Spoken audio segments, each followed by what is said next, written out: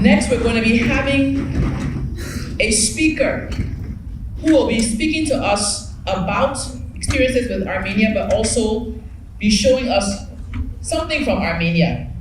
We have Anna Hakobyan, Chair of the Board of Trustees of My Step Charitable Foundation, and she's also the spouse of the Prime Minister of Armenia. But as you see with the introduction, I started with what she does, not who she's married to. But please give her a round of applause as she comes to speak to us.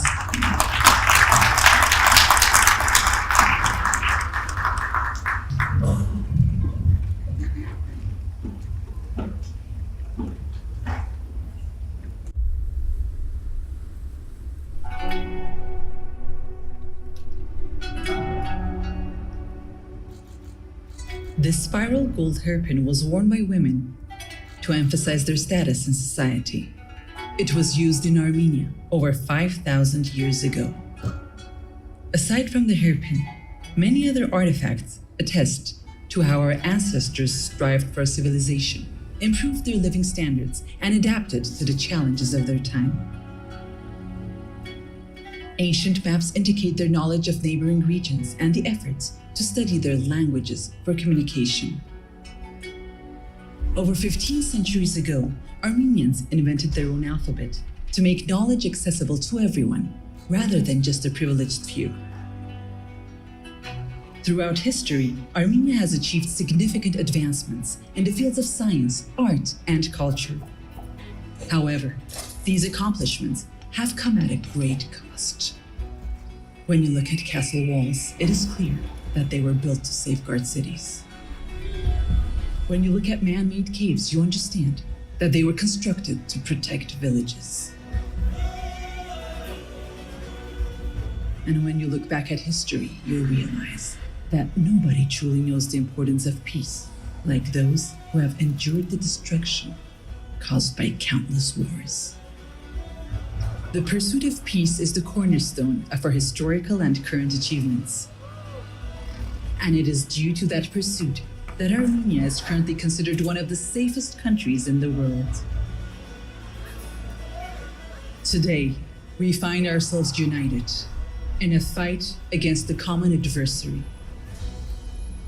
We strongly believe that by joining forces and standing together, women from all around the world can defeat the ultimate enemy: war itself. Welcome to Armenia, a country that truly understands the value of peace.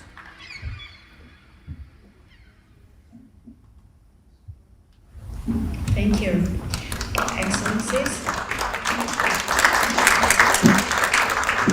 Excellencies, ladies and gentlemen. I would like to thank the Women Political Leaders Network for organizing this summit. I extend my appreciation to the Kingdom of Belgium and the European Parliament for hosting this important event. 10th anniversary of the WPL is a momentous occasion to celebrate the initiative that managed to unite the most diverse and the most powerful voices of women for a common good.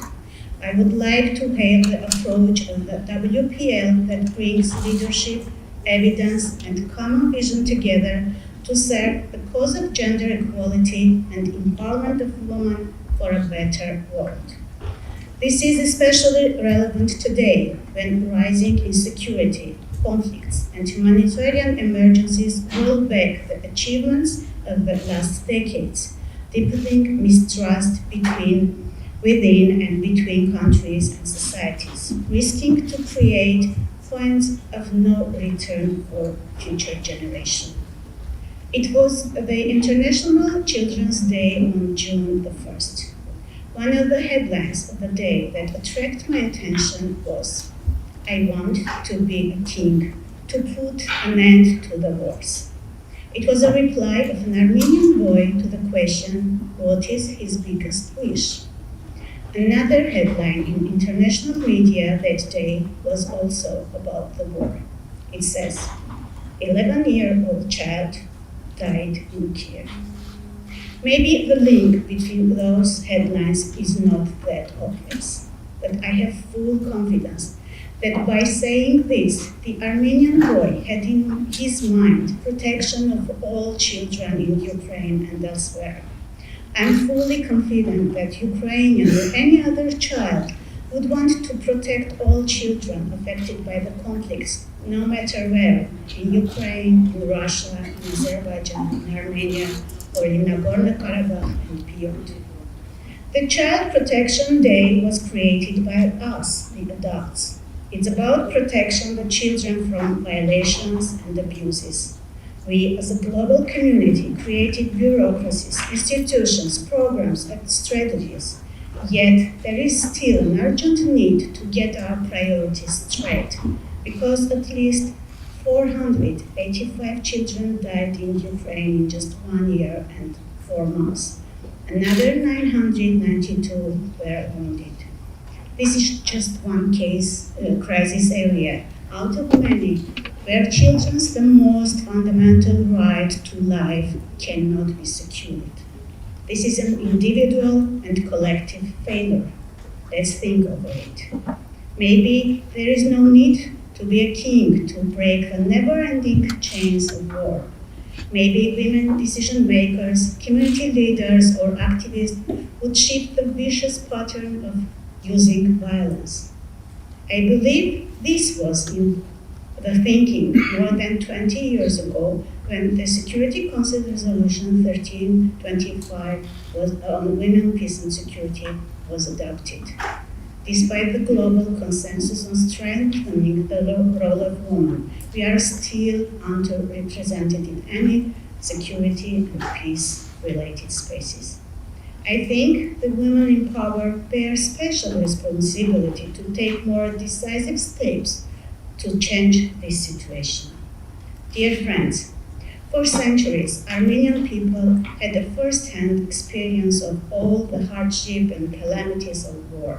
We are still witnessing our borders being attacked and our compatriots in Nagorno-Karabakh enduring inhuman blockade and violations of their most basic human rights. Despite that, we are strongly convinced that there is no hierarchy to human suffering and there is no alternative to inclusive dialogue and peace. For me personally, this is condition sine qua non for all war spots, be that Nagorno-Karabakh, Ukraine, Sudan, Palestine, or elsewhere. I believe that women, especially women leaders from all conflict-affected peoples and communities, should step up their efforts and start to talk louder than roars of armaments, louder than calls for violence and hate. So, can we change the unwritten rules of leaving women behind the negotiating tables? With this in mind, it is my distinct pleasure to announce today that Armenia, in cooperation with WPL, will organize a summit dedicated to the role of women leaders in promoting democracy, peace and security in Yerevan from 19 to 20 October 2023. The two-day discussions will center around the issue of promoting democracy, peace and security with a specific focus on the issues of women's full, equal and meaningful participation in decision-making and conflict resolution. We are expecting wide cross-regional presence at the summit, which has an ambition to provide a truly global platform for women leaders, policymakers, and civil society representatives. We are full of anticipation for the summit. On our part, we promise all the warmth of Armenian hospitality and the beauty of autumn in Yerevan. You have seen the glimpse of Armenia in the video clip. Let me once again thank for this important summit and congratulate the WPL for yet another contribution to a vital cause. I hope to welcome all of you in Yerevan to bring your voice and action for a more inclusive, just, and safe world. Thank you.